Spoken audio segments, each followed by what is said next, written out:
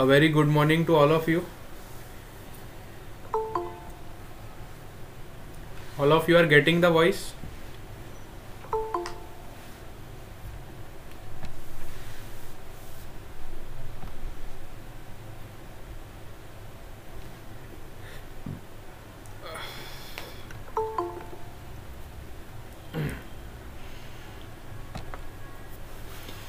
Yes, audible. Okay.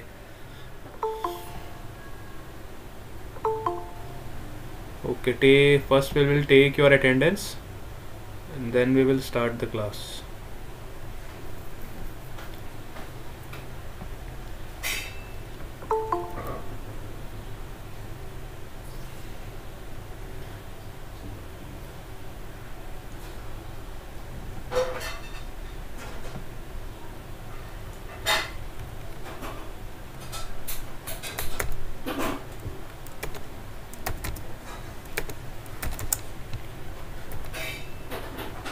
Kirmi, Angel,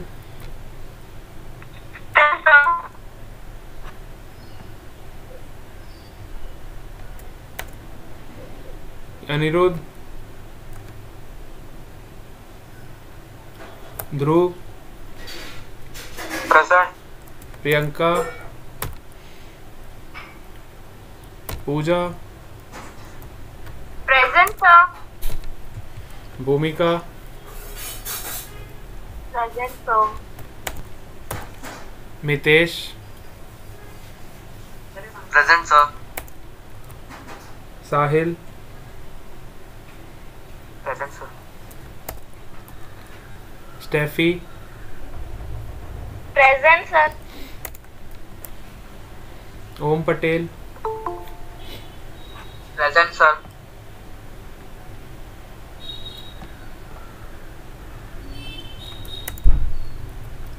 Keshvi, Present, sir. Krupal, Dasnika, Present, sir. Tisha, Present, sir. Darshit, Vans, Present, sir. Mayur, Present, sir. Khushbu, Nirali, Present, sir. Lisa, Present, sir. Tanushri, Deep, Present. Tanvi, Present, sir. Shivani, Present, sir.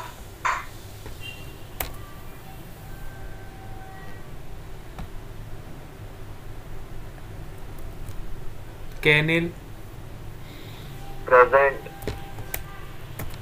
Sanjo, Present, sir.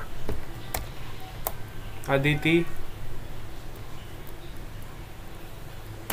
Zeel, Abban, Present, sir. Disha, Disha. Okay. Now SVV students.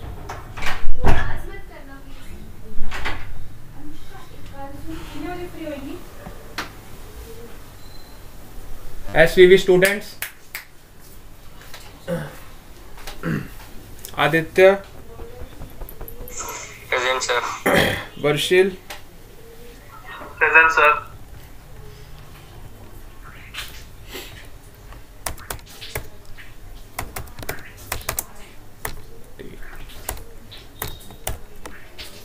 Kushi, Present, sir. Yash, Present, sir. Neil, Present, sir. Bhavna, Dhruv, Present, sir.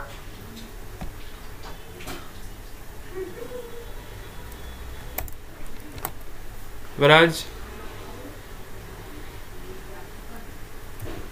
चंदन, present sir. वृत,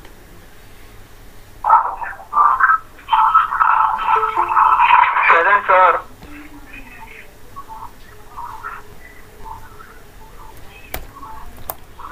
अभिषेक, present sir. Sir वृत्त में कल का भी present करना है। कल आए थे बेटा आप? हाँ सर, थोड़ा लेट ज्वाइन हुआ था। ठीक है, अभी देखते हैं। Kush Patel, present sir. Priyanshi, Present, sir. Dharmik, present sir. Lakshya, present sir. हर्ष,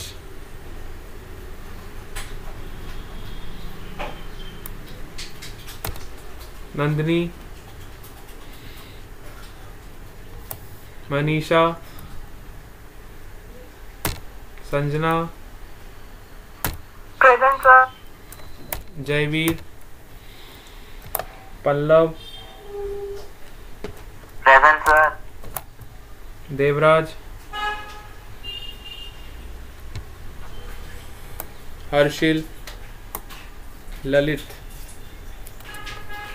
प्रेजेंट। ओके, चलो अब कौन रह यस अब कौन रह गया अटेंडेंस में? जल्दी बताओ। हाँ, ललित। ललित का तो हो गया ना अटेंडेंस बेटा? तो आपने करा नहीं क्लास में। ललित का हो गया ना, देखो प्रेजेंट है। हाँ? ठीक है,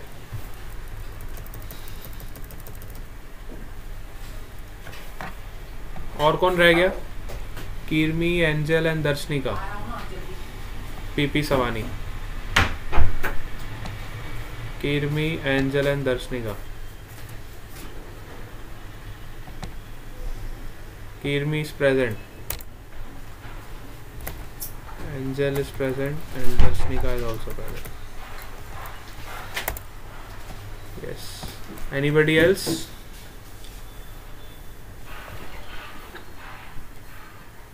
Done?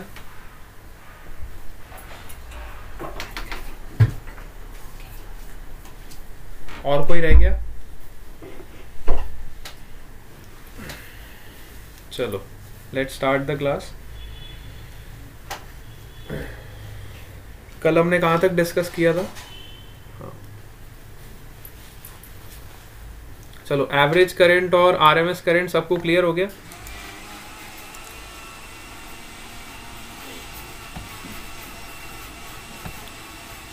यस।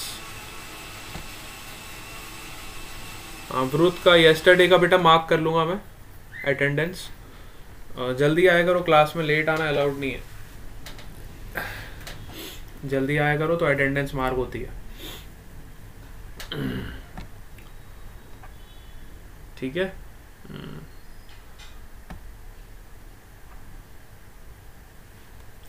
कल हमने आरएमएस करंट और मीन करंट डिस्कस कर लिया था ना। इसमें किसी को कोई दिक्कत है तो बताओ। आरएमएस और मीन वैल्यू सबको क्लियर है? एवरीवन?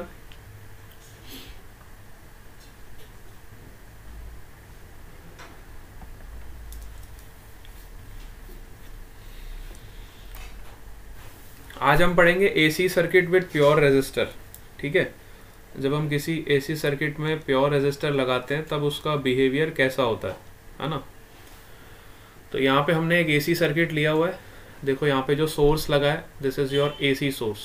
ठीक है, ईएमएफ का वैल्यू आपका फ्लक्चुएटिंग है, which is a function of E not sine omega t. ठीक है, हमने एसी सोर्स पे एक रेजिस्टेंस को कनेक्ट किया और इसको देखा कि इसका बिहेवियर किस तरह से वेरी कर रहा है। हम सबको पता है AC source is E not sine omega T, तो करंट का वैल्यू क्या हो जाएगा? E upon R. ठीक है, current is defined as E upon R. तो यहाँ से हमने डिवाइड कर दिया, तो you will get E not by R sine omega t. ठीक है, तो करंट की वैल्यू क्या आ गई, I equal to I not sine omega t. ये बिल्कुल वैसी इक्वेशन है जैसा हम ऑलरेडी डिस्कस कर चुके, है ना। तो जब आपने खाली प्योर रेजिस्टर लगाया हुआ है, प्योर रेजिस्टर जब हम लगाते हैं किसी भी AC सोर्स में, तो EMF और करंट दोनों का फेस सेम होता है। अब ये फेस क्या होता है, इसको हम ऑलरेडी डिस्कस कर चुके हैं। देखो EMF की इक्वेशन क्या है, E is equal to E not sine omega t, ठीक है, where omega t is your phase. Omega T को हम क्या बोलते हैं, फेस। करंट की इक्वेशन हमें क्या मिली, I is equal to I not sine omega t. इसका भी फेस एंगल क्या है, ओमेगा टी। तो हम यहाँ दोनों इक्वेशन से देख के कह सकते हैं कि EMF and current both are in same phase, क्योंकि दोनों का फेस एंगल बिल्कुल सेम है। इसका भी ओमेगा टी है और इसका भी ओमेगा टी, ठीक है। Both the parameters are in same phase, है ना। EMF भी आपका सेम फेस में है और करंट भी आपका सेम फेस में है। तो अब यहाँ पे हम इनके ग्राफ को प्लॉट करेंगे। तो जब हम ग्राफ को प्लॉट करेंगे तो दोनों के ग्राफ ओवरलैप नहीं करेंगे। ओवरलैप इसलिए नहीं करेंगे, मैंने आपको कल भी बताया था, क्योंकि करंट का जो मैग्नीट्यूड है, देखो करंट की जो पीक वैल्यू है वो डिक्रीज हो गई है। करंट की जो आई नॉट की वैल्यू है which is E nought upon R, तो हम ई नॉट अपॉन आर किसी फैक्टर से उसको डिवाइड करेंगे तो उसकी पीक वैल्यू डिक्रीज हो जाएगी। तो यहाँ पे हम कह सकते हैं कि जो EMF की पीक वैल्यू होगी वो करंट की पीक वैल्यू से ज़्यादा होगी, है ना। EMF की जो पीक वैल्यू होगी वो करंट की पीक वैल्यू से ज़्यादा होगी। तो जब हम इसको प्लॉट करेंगे ग्राफ पे तो दोनों का बिहेवियर बिल्कुल सेम मिलेगा, क्योंकि दोनों का फेस सेम है ना। फेस मतलब दोनों का एंगल सेम है, ओमेगा टी और ओमेगा टी, दोनों का फेस एंगल बिल्कुल सेम। तो दोनों का नेचर मैंने आपको कल भी बताया था, ओमेगा टी वाला जो पार्ट है ये ग्राफ का नेचर को डिसाइड करता है कि ग्राफ का नेचर कैसा होगा। तो दोनों ग्राफ का नेचर बिल्कुल सेम होगा, खाली पीक वैल्यूज का डिफरेंस आएगा, ठीक है। तो इसको जब आप प्लॉट करोगे, देखो दोनों ग्राफ का नेचर बिल्कुल सेम है। ये भी π/2 पे मैक्सिमम हो रहा है, ये भी π/2 पे मैक्सिमम हो रहा है, लेकिन डिफरेंस कहाँ पे आ रहा है, खाली इनकी पीक वैल्यूज में। हमें पता है ना करंट का वैल्यू, पीक वैल्यू कम होगा एज कम्पेयर टू EMF। इस इक्वेशन से हम देख सकते हैं करंट का peak value is less than your peak value of EMF। Similarly देखो पाई पे ये भी 0 हो रहा है, ये भी 0 हो रहा है। 3π/2 पे ये देखो नेगेटिव में मैक्सिमम हो रहा है, ये भी नेगेटिव में मैक्सिमम हो रहा है। 5π/2 पे फिर पॉजिटिव पे मैक्सिमम हो रहा है, ये भी पॉजिटिव पे मैक्सिमम हो रहा है। तो दोनों का नेचर बिल्कुल सेम है ना। दोनों ग्राफ जो हैं उनका नेचर बिल्कुल सेम है, क्योंकि दोनों का फेस एंगल सेम। अब इस फेस एंगल को प्लॉट करने के लिए हमारे पास दो मेथड्स होते हैं। जो पहला मेथड होता है that is your graphical representation, ठीक है, और जो सेकेंड मेथड होता है that is by phasor diagram, है ना, that is by phasor diagram, ठीक है। हमारे पास दो मेथड्स अवेलेबल है। पहला मेथड है आपका ग्राफिकल मेथड, हम ग्राफ से भी इस चीज को शो कर सकते हैं। And second method is by your phasor diagram. तो phasor diagram is very important, और यहीं से फेजर डायग्राम का कंसेप्ट आपको धीरे धीरे बिल्डअप होना शुरू हो जाएगा, ठीक है। यहीं से हम, इसलिए हमने सबसे पहले एकदम सिंपल सा सर्किट डिस्कस किया that is of pure resistor.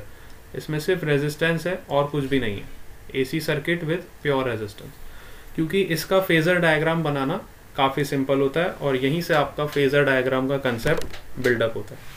अब ये फेजर होता क्या है, सबसे पहले तो ये बात आती है ना, व्हाट इज द फेजर, है ना। ये फेजर क्या होता है, तो फेजर एक तरह का रोटेटिंग वेक्टर होता है। फेजर क्या होता है, एक तरह का रोटेटिंग वेक्टर होता है, रोटेटिंग वेक्टर होता है। Phasor is nothing but a rotating vector, ठीक है। इस रोटेटिंग वेक्टर की हेल्प से हम EMF को और करंट को दोनों को रिप्रेजेंट करते हैं।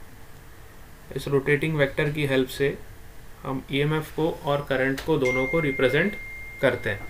ठीक है, अब कैसे रिप्रेजेंट करते हैं तो वो आपको बताने वाला हूँ। काफ़ी सिंपल है, इसको बड़े ध्यान से देखना,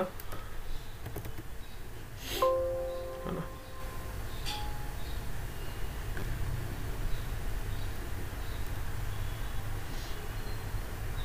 अब कैसे रिप्रेजेंट करते हैं यहाँ पे देखो।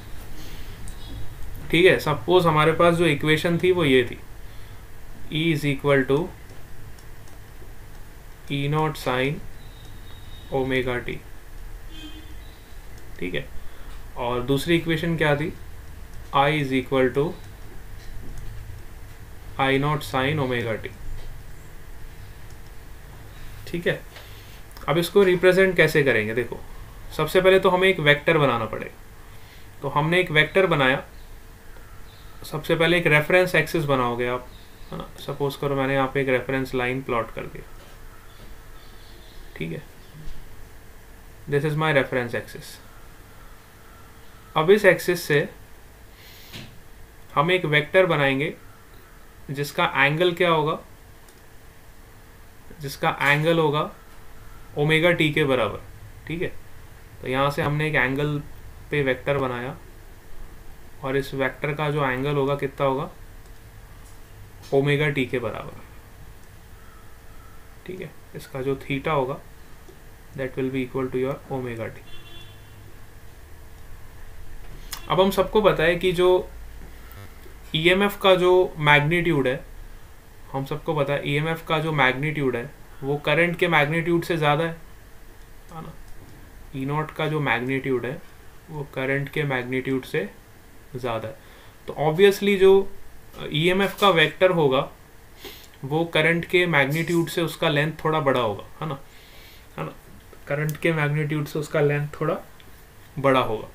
अब देखो दोनों का फेस एंगल बिल्कुल सेम है, तो दोनों वेक्टर आपके एक दूसरे पे कोइंसिडेंट हो जाएंगे, क्योंकि ये भी ओमेगा टी एंगल पे है और ये वाला वेक्टर भी ओमेगा टी एंगल पे है। तो सेम ओमेगा टी एंगल पे मैं एक दूसरा वेक्टर बना दूंगा, यहीं से शुरू करूंगा, और जिसका मैग्नीट्यूड थोड़ा, अगर ये ईएमएफ का वेक्टर है तो करंट का वेक्टर का मैग्नीट्यूड थोड़ा कम होगा। ठीक है, अगर ये पहला वेक्टर जो है ईएमएफ को डिनोट कर रहा है, ठीक है, तो सेकेंड वाला जो वेक्टर है किसको डिनोट करेगा, करंट को डिनोट करेगा। ठीक है, तो दोनों वेक्टर्स देखो मैंने बना दिए ओमेगा टी एंगल पे। तो इस तरह के जो वेक्टर्स होते हैं, इस तरह के जो रोटेटिंग वेक्टर्स होते हैं, इन्हीं को हम फेजर बोलते हैं। इस तरह के जो रोटेटिंग वेक्टर्स होते हैं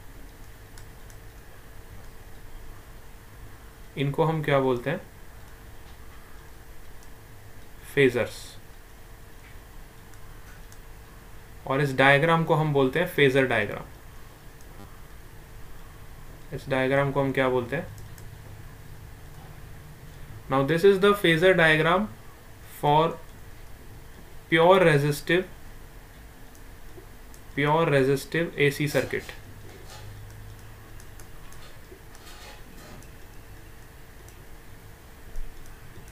this is the phasor diagram for pure resistive AC circuit, है ना। मतलब प्योर रेजिस्टिव AC सर्किट के लिए फेजर डायग्राम इस तरीके से हम ड्रॉ करते हैं। अब जब हम इसको वर्टिकल एक्सिस पे प्रोजेक्ट करेंगे, सपोज करो मैंने यहाँ पे एक वर्टिकल एक्सिस प्लॉट करी, है ना। यहाँ से मैंने एक वर्टिकल एक्सिस प्लॉट करी,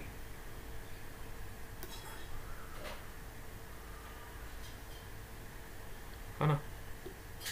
ये मैंने एक वर्टिकल एक्सिस प्लॉट कर दी। जैसे ही आप इसको वर्टिकल एक्सिस पे प्रोजेक्ट करोगे, ये ईएमएफ का वेक्टर है और ये करंट का वेक्टर है। जैसे आप इसको वर्टिकल एक्सिस पे प्रोजेक्ट करोगे तो आपको ये जो लेंथ मिलेगी, इस लेंथ को हम बोलेंगे ई नॉट साइन ओमेगा टी, है ना। देखो ई का साइन कंपोनेंट इधर आएगा ना वर्टिकल एक्सिस पे, so you will get E not sine omega t. ठीक है, अब जैसे ही आप इस करंट वाले को वर्टिकल एक्सिस पे प्रोजेक्ट करोगे तो you will get the value of current which is I not sine omega t. ठीक है, ये वैल्यू क्या हो जाएगी, आई नॉट साइन ओमेगा टी। तो बेसिकली ये जो करंट है ये आपकी आई नॉट है, मतलब जो पीक वैल्यू बता रही है ना। इसका वर्टिकल कंपोनेंट क्या हो जाएगा, आई नॉट साइन थीटा, और यू कैन से आई नॉट साइन ओमेगा टी। वैसे ये जो ईएमएफ है ये इसका पीक वैल्यू है ना। पीक वैल्यू को हम वेक्टर की लेंथ से डिनोट करते हैं, पीक वैल्यूज को हम वेक्टर की लेंथ से डिनोट करते हैं। फिर जब इसका वर्टिकल प्रोजेक्शन लेंगे तो हमें इसकी एग्जैक्ट वैल्यू पता चल जाएगी, और इसी को हम बोलते हैं your EMF, instantaneous EMF, and this is your instantaneous current. ठीक है, यहाँ तक सबको समझ आया? यस, यहाँ तक सबको है ना। तो ये भी एक मेथड है, जैसे हम ग्राफिकल मेथड से करंट और ईएमएफ को रिप्रेजेंट करते हैं, वैसे ये फेजर डायग्राम भी एक मेथड है जिससे हम वेक्टर की हेल्प से, रोटेटिंग वेक्टर की हेल्प से हम ईएमएफ और करंट की वैल्यू को रिप्रेजेंट करते हैं। ठीक है, इट इज़ अनदर मेथड है ना। दोनों मेथड्स को हम यूज़ करते हैं, कई ग्राफिकल मेथड भी यूज़ करते हैं और फेजर डायग्राम भी यूज़ करते हैं। ठीक है, तो ये तो प्योर रेजिस्टिव सर्किट आपका हो गया, it is a very simple circuit. अब हम आगे चलते हैं।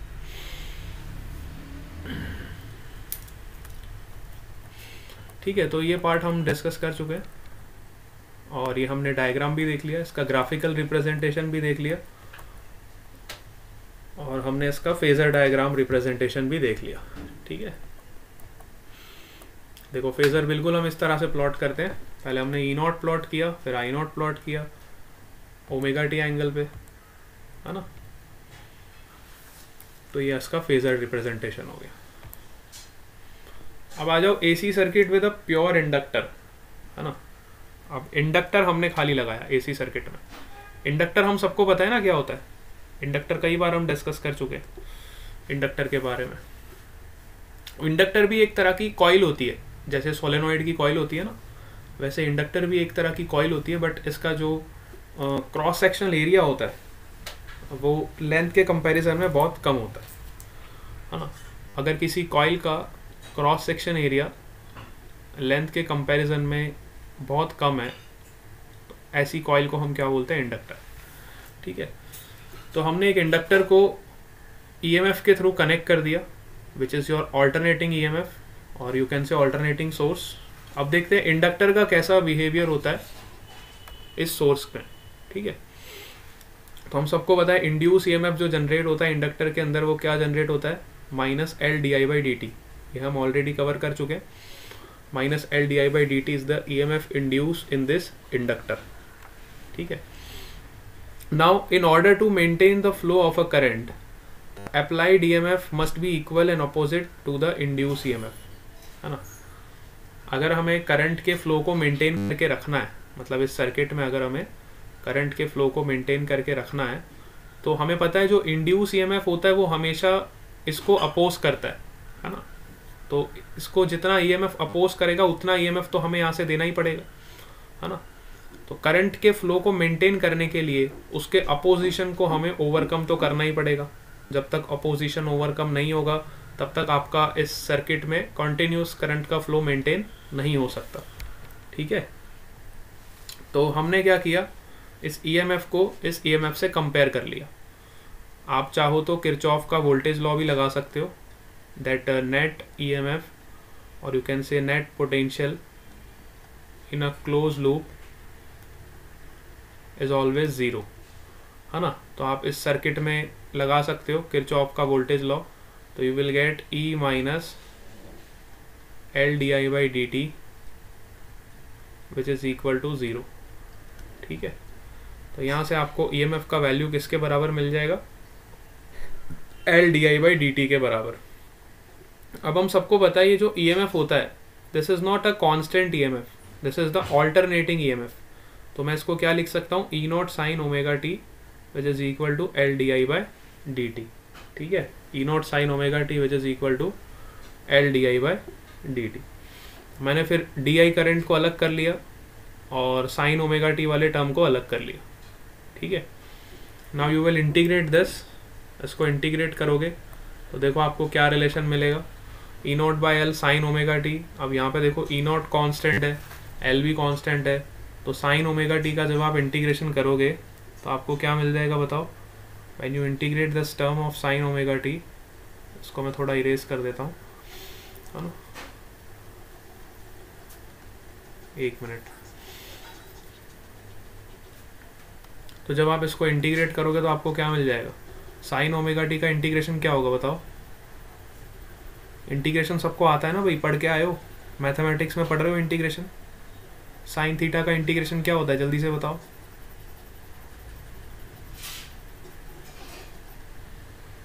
साइन थीटा का इंटीग्रेशन क्या होता है जल्दी से बताओ। इंटीग्रेशन तो सबने पढ़ रखा है, माइनस कॉस ओमेगा टी, है ना, अपॉन ओमेगा, ठीक है। ओमेगा को कई बच्चे भूल जाते हैं, ओमेगा से डिवाइड भी करते हैं, है ना, minus cos omega t upon omega. तो करंट की वैल्यू आपको क्या मिल गई देखो, I is equal to I not sine omega T minus pi by 2। अब यहाँ पे क्या किया मैंने, कॉस को कन्वर्ट कर लिया साइन के टर्म्स में, ठीक है। कॉस को किसके टर्म्स में कन्वर्ट कर लिया, साइन के टर्म्स में कन्वर्ट कर लिया। क्लियर है, यहां तक देख लो इस इक्वेशन में किसी कोई दिक्कत तो।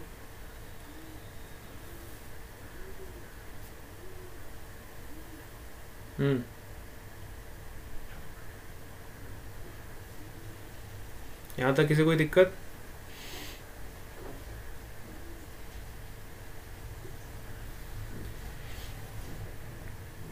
कॉस को मैं क्या लिख सकता हूँ, साइन 90 माइनस थीटा लिख सकता हूँ ना भाई, sine 90 minus omega t is our theta, ठीक है। तो फिर यहाँ पे एक माइनस साइन भी है, तो माइनस साइन को जब आप अंदर की तरफ ले जाओगे ब्रैकेट में तो you will get omega T minus pi by 2, getting it. You will get I is equal to I not sine, ये नेगेटिव साइन को मैं अंदर ले गया ब्रैकेट के, तो ये हो जाएगा omega T minus pi by 2। This will be the value of current. अब अगर हम इस केस में करंट की और ईएमएफ की वैल्यू को कंपेयर करें तो दोनों का फेज सेम नहीं है, ध्यान से देखो। ईएमएफ का वैल्यू तो आपका सेम था, E is equal to E not sine omega t, लेकिन करंट का फेस एंगल अब चेंज हो गया। करंट का फेस एंगल कितना हो गया है, omega T minus pi by 2। मतलब करंट जो है वो ईएमएफ से 90 डिग्री पीछे हो गया। आपका जो करंट है ईएमएफ से 90 डिग्री क्या हो गया है, पीछे हो गया है ना। करंट का वैल्यू ईएमएफ से क्या हो गया, 90 डिग्री, ठीक है। तो इसी को जो हम आई नॉट को क्या बोलते हैं, बड़े ध्यान से देखना, आई नॉट को ही हम क्या बोलते हैं, विच is E nought upon omega L. I not जो है हमारा ई नॉट अपॉन ओमेगा एल के बराबर है। अब हम सबको पता है कि करंट क्या होता है हमेशा, ईएमएफ अपॉन रेजिस्टेंस। तो इस रेजिस्टेंस को, ये जो ओमेगा एल है, इस रेजिस्टेंस को हम बोलते हैं इंडक्टिव रेजिस्टेंस, क्योंकि ये इंडक्टर की वजह से रेजिस्टेंस प्रोड्यूस हुआ है। हमारी जो स्टैंडर्ड इक्वेशन से अगर हम इसको कंपेयर करें तो करंट क्या होता है, E अपॉन आर, ठीक है। और यहाँ पे जो रेजिस्टेंस क्रिएट हुआ है which is omega L, this resistance is known as inductive reactance. इसको एक नाम दिया गया है, असल में ये रेजिस्टेंस ही है, लेकिन ये जो रेजिस्टेंस है वो कौन प्रोवाइड कर रहा है, इंडक्टर प्रोवाइड कर रहा है। तो इंडक्टर के द्वारा जो रेजिस्टेंस प्रोवाइड किया जाता है उसको हम बोलते हैं इंडक्टिव रिएक्टेंस, है ना। इंडक्टर के द्वारा जो रेजिस्टेंस प्रोवाइड किया जाता है उस रेजिस्टेंस को हम क्या बोलते हैं, इंडक्टिव रिएक्टेंस। और उसकी वैल्यू क्या होती है, ओमेगा इंटू एल के बराबर, ठीक है। XL is equal to omega L, XL is your inductive reactance, ठीक है। So current is behind EMF by 90 degree. You can see in the equation, आपका जो करंट है वो ईएमएफ से 90 डिग्री पीछे चल रहा है ना। तो अब इसको हम ग्राफ में कैसे शो करेंगे, सबसे पहले हम इसका ग्राफिकल डायग्राम बनाएंगे, है ना। पहले हम इसका ग्राफिकल डायग्राम बनाएंगे और फिर हम इसका फेजर डायग्राम बनाएंगे, ठीक है। हमें एक बार इक्वेशंस पता चल गई और हमने फाइंड आउट कर लिया कि करंट जो है वो ईएमएफ से कितने डिग्री पीछे चल रहा है, 90 डिग्री पीछे चल रहा है ना। इक्वेशन से देख के आप बता सकते हो ना, देखो यहाँ पे ओमेगा टी माइनस π/2 का फैक्टर है, और जबकि ईएमएफ की इक्वेशन में ऐसा कुछ नहीं है। देखो ईएमएफ की इक्वेशन में आपका फेस एंगल ओमेगा टी के बराबर, तो फेस एंगल में यहाँ पे देखो चेंज हो रहा है, जबकि प्योर रेजिस्टेंस सर्किट में ऐसा बिल्कुल नहीं था। प्योर रेजिस्टेंस सर्किट में ईएमएफ का और करंट का दोनों का फेस एंगल सेम था, है ना। But in this case your current is lagging behind EMF by 90 degree. We can see from the equation that current is lagging behind EMF by 90 degree, मतलब 90 degree उससे पीछे चल रहा है। तो सबसे पहले हम इसका ग्राफिकल डायग्राम बनाएंगे। ग्राफ में हम इसको कैसे प्लॉट करेंगे, तो ईएमएफ का ग्राफ तो बिल्कुल सेम आएगा, क्योंकि ये तो साइन का फंक्शन है ना, साइन थीटा का फंक्शन है।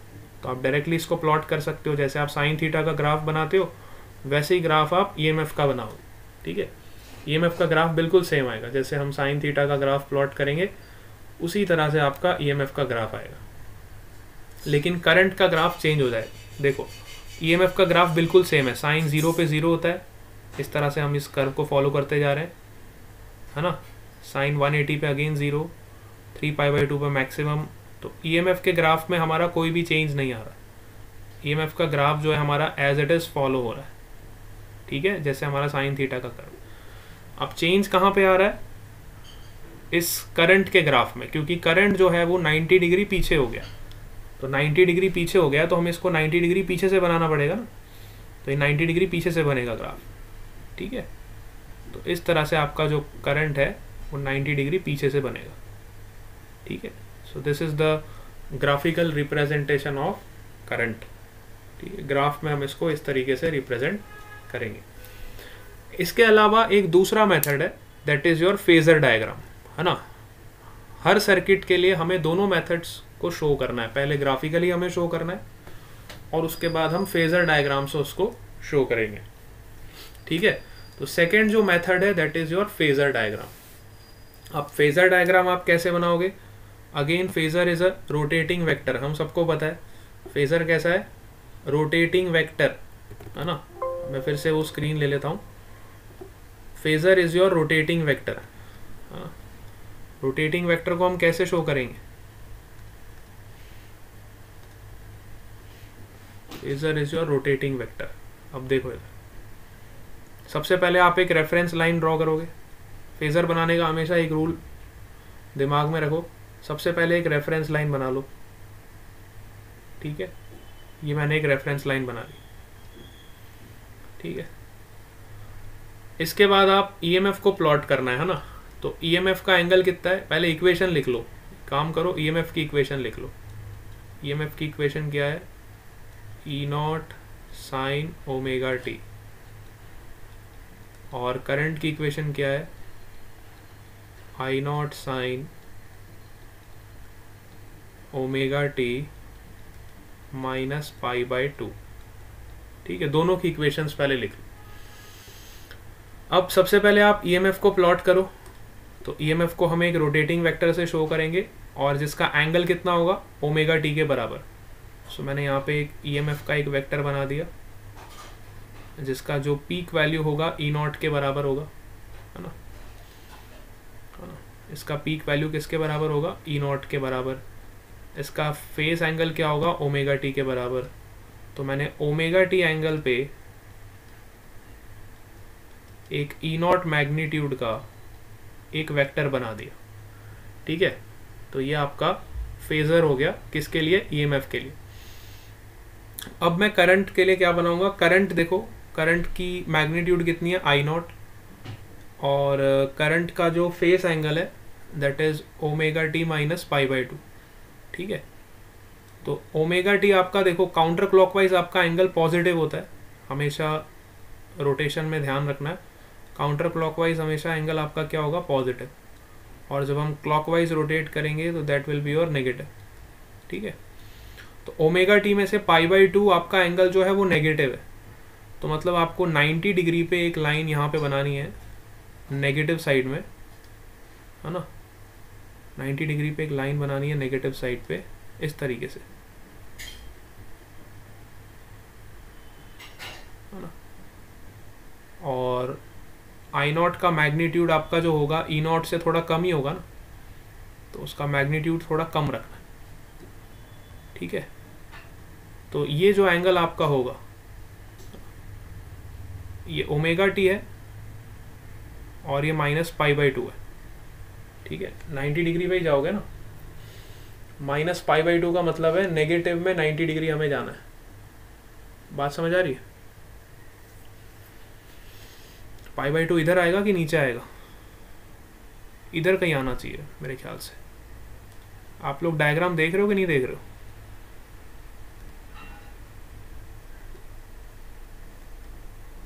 रेफरेंस लाइन ही गायब हो गई। बेटा सबको डायग्राम दिखाई दे रहा है? कोई रिस्पॉन्स ही नहीं दे रहा है। यस सर, दिख रहा है। ना, तो 90 डिग्री मुझे नीचे जाना है बेटा, ऑपोजिट डायरेक्शन में। तो ऑपोजिट डायरेक्शन में 90 डिग्री किधर होगा बताओ? इधर ही होगा ना, वर्टिकल नीचे आ जाएगा ना। ओमेगा टी -π/2, तो -π/2 रोटेट करूंगा तो मेरा वेक्टर इधर कहीं आएगा,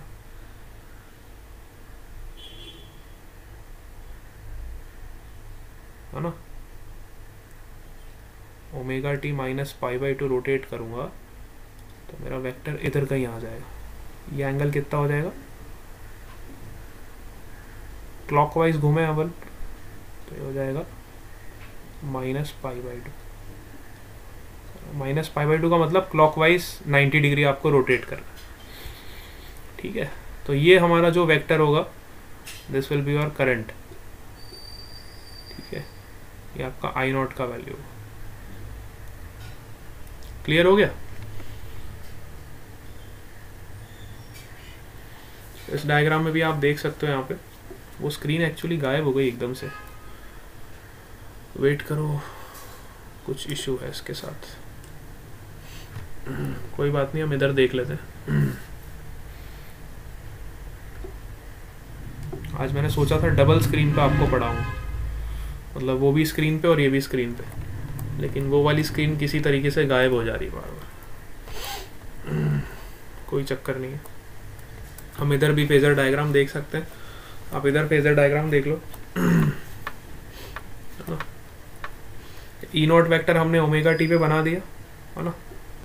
E0 वेक्टर हमने प्लॉट कर दिया at an angle of omega T, और करंट का जो वेक्टर होगा वो 90 डिग्री पीछे चलेगा, है ना, 90 डिग्री पीछे चलेगा। ओमेगा टी हो गया, ये -π/2।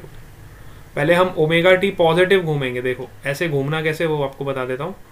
पहले ओमेगा टी पॉजिटिव घूमे तो हम यहाँ पे पहुँच गए काउंटर क्लॉकवाइज, फिर हमें -π/2 मतलब क्लॉकवाइज 90 डिग्री घूमना है, तो फिर हम यहाँ पे पहुँच गए, ठीक है। पहले हम ओमेगा टी ऐसे घूमे काउंटर क्लॉकवाइज, तो आपका एंगल कितना हो गया? +Omega T. फिर यहीं से घूमना है, ऐसा नहीं है रेफरेंस लेवल से घूमना है ना। डायग्राम को ढंग से एक बार समझ लो। यहाँ से हम ओमेगा टी ऐसे घूमे तो हम यहाँ पे पहुँच गए, ठीक है। अब ओमेगा टी के बाद आपको कैसे रोटेट करना है? -π/2। तो -π/2 मतलब क्लॉकवाइज डायरेक्शन में you have to rotate now by 90 degree, ठीक है।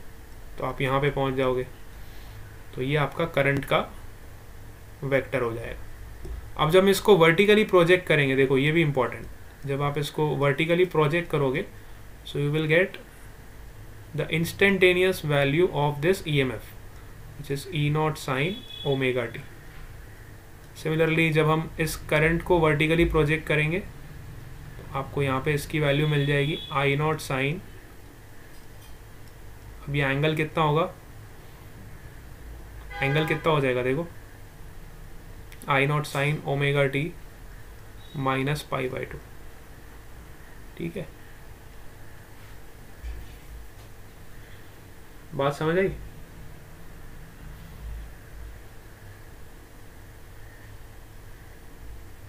क्लियर हो गया सबको?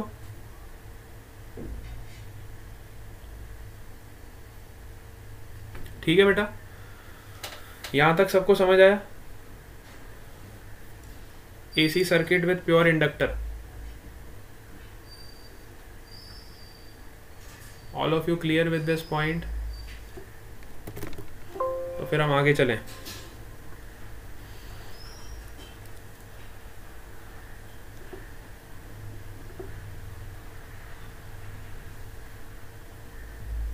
ठीक है.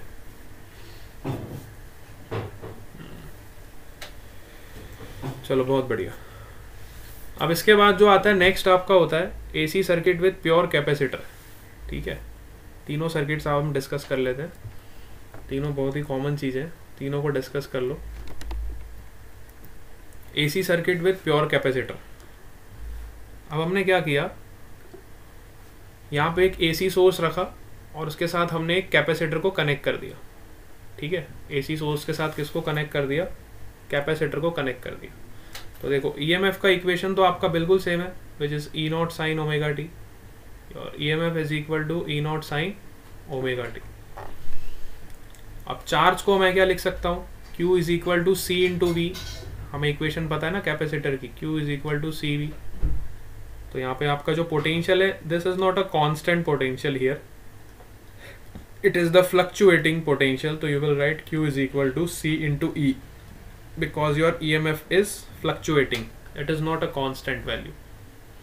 और इस EMF को मैं क्या लिख सकता हूँ, E naught sine omega T. So हमारा चार्ज का वैल्यू क्या हो जाएगा, Q is equal to C into E naught sine omega T. Now also we know that current is equal to dQ by dt, है ना. current is equal to dQ by dt. तो यहाँ से हमने substitute कर दिया, हमने इसको डिफरेंशिएट कर दिया. हमें चार्ज का वैल्यू कितना मिल गया, which is C E not sine omega T. अब जैसे ही आप इसको डिफरेंशिएट करोगे तो आपको करंट का वैल्यू पता चल जाएगा ना, instantaneous current. D Q by D T is equal to I, which is equal to, अब यहाँ पे देखो सी कांस्टेंट है, ई नॉट कांस्टेंट है, तो you will directly differentiate D by D T of sine omega T. अब जैसे इसको डिफरेंशिएट करोगे तो you will gate C times E naught which is cos omega t into omega. ठीक है, बात समझ आई. So you will get this equation of your current. ठीक है, तो ये आपको करंट का इक्वेशन मिल गया. अब इसको इस टर्म में भी आप कन्वर्ट कर सकते हो. देखो E naught upon 1 upon omega C. ऐसा मैंने इसलिए किया क्योंकि हम सबको पता है आई नॉट को क्या लिख सकता हूँ, ई नॉट अपॉन आर. तो ये जो रेजिस्टेंस होगा 1 upon omega C, this is the resistance provided by the capacitor. तो इसको हम क्या बोलते हैं, कैपेसिटिव रिएक्टेंस. जैसे पहले का इंडक्टर में हमने देखा था इंडक्टिव रिएक्टेंस होता था. इंडक्टिव रिएक्टेंस आपका क्या होता था, XL is equal to omega L के बराबर, है ना. वैसे ये जो आपका 1 अपॉन ओमेगा सी वाला फैक्टर है, इस रिएक्टेंस को हम बोलते हैं XC, which is capacitive reactance. Capacitive reactance मतलब ये रेजिस्टेंस किसने ऑफर किया है, कैपेसिटर ने ऑफर किया है, इसलिए हम इसको बोलते हैं capacitive reactance. This is the resistance offer by the capacitor, hence it is known as capacitive reactance. ठीक है, this reactance is known as your capacitive reactance. अब यहाँ पे आप इक्वेशन देखो तो करंट का इक्वेशन जो हमें मिला यहाँ पे I is equal to I naught, ये पूरा आपका जो टर्म है आई नॉट है, which is cos omega T. तो कॉस ओमेगा टी को मैंने क्या लिख दिया, sine 90 plus theta. Sine 90 plus theta क्या होता है आपका, कॉस थीटा ही होता है ना. Sine 90 plus theta is your cos theta. तो अब यहाँ से आप इक्वेशन को नोटिस करो, तो जो करंट का इक्वेशन है वो ईएमएफ के इक्वेशन से 90 डिग्री आगे चल रहा है ना.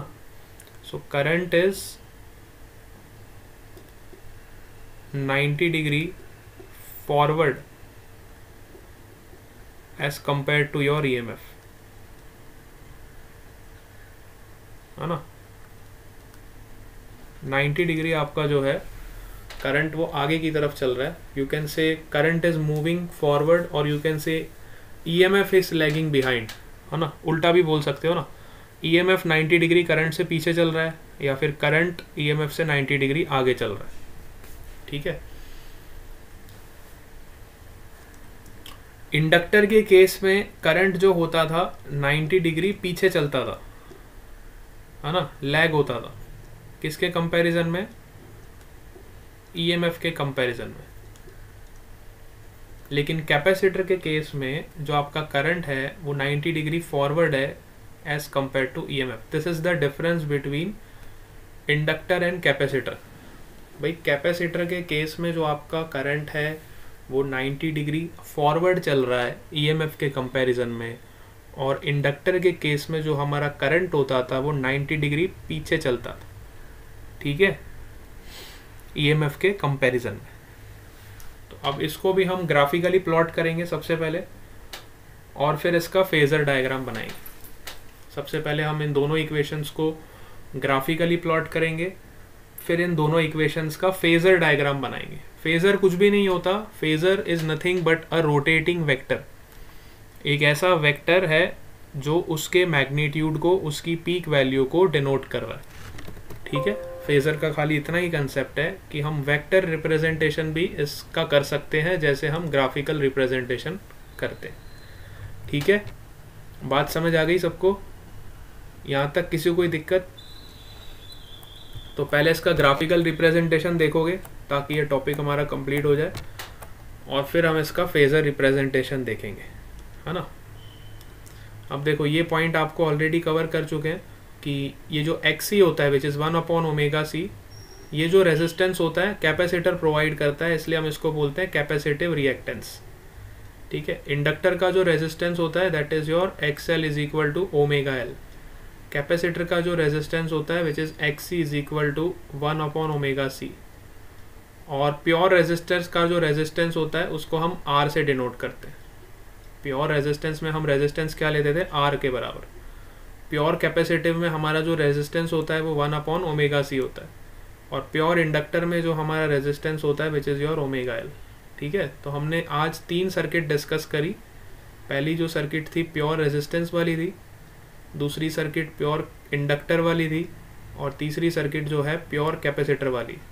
तीनों का अपना अपना रेजिस्टेंस होता है, और तीनों का रेजिस्टेंस हम इस तरह से डिनोट करते हैं, ठीक है। यहाँ तक आपको सबको बात समझ आ गई? तो अब इसका ग्राफिकल रिप्रेजेंटेशन देखो।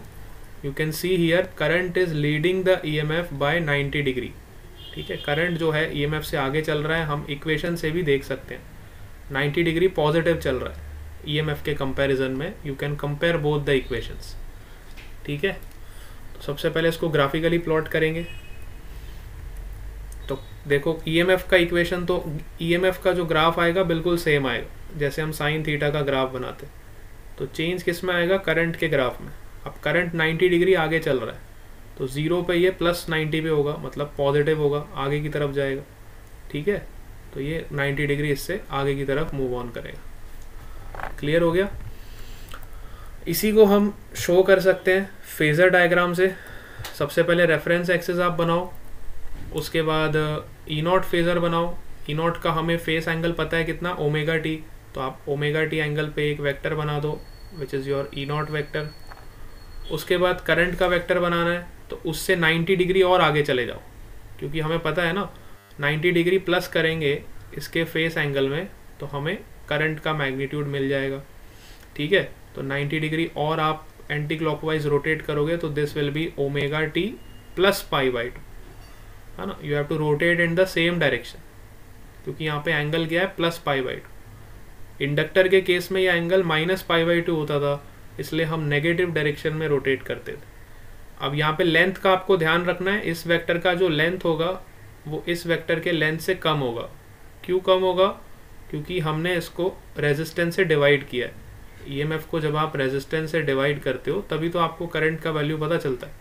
तो इसलिए ये जो वेक्टर का लेंथ होगा वो ईएमएफ के कंपैरिजन में उसका लेंथ कम होगा, लेकिन उसका जो एंगल होगा वो 90 डिग्री उससे आगे की तरफ बढ़ रहा होगा, है ना। ये डायग्राम हमें यही शो करता है कि ईएमएफ ωt एंगल पे आगे जा रहा है, जबकि करंट ωt + π/2 एंगल पे आगे की तरफ जा रहा है, ठीक है। This is the representation of phasor diagram. Phasor मतलब रोटेटिंग वेक्टर्स, हमेशा ध्यान रखो जब आप इसको रोटेट कर दोगे इधर तो ये वेक्टर यहाँ पे आ जाए। 360 डिग्री तक आप इसको रोटेट कर सकते हो एज पर द इक्वेशन। जैसा आपकी इक्वेशन बोलेगी उस हिसाब से आप डायग्राम को रोटेट करके बनाओ, ठीक है। और हम सबको पता है इसको जब हम वर्टिकली प्रोजेक्ट करेंगे तो you will get the instantaneous value. इसको आप वर्टिकली जब प्रोजेक्ट करोगे तो you will get the instantaneous value, है ना। इसको वर्टिकली प्रोजेक्ट करोगे you will get the same equation E not sine omega T, और इस आई नॉट को जब आप वर्टिकली प्रोजेक्ट करोगे you will get the same equation I is equal to I not sine omega T plus pi by 2, ठीक है। बात समझ आ गई? चलो, तो ये 3 कंसेप्ट आज मैंने आपको पढ़ा दिए। इसको बहुत अच्छे से अपनी नोटबुक में लिख लेना, और इस पे हम फिर क्वेश्चन सॉल्व करेंगे आज इवनिंग की क्लास में। इस पे बहुत सारे क्वेश्चंस बन सकते हैं, तो वो आपको प्रैक्टिस करवाऊंगा इवनिंग वाली क्लास में, ठीक है बेटा। यहाँ तक सब क्लियर हो? चलो, आज हम क्लास को यहीं पे एंड कर रहे हैं। हम इवनिंग क्लास में इसको कंटिन्यू करेंगे, क्वेश्चंस प्रैक्टिस करेंगे, ठीक है। Okay, bye bye to all of you.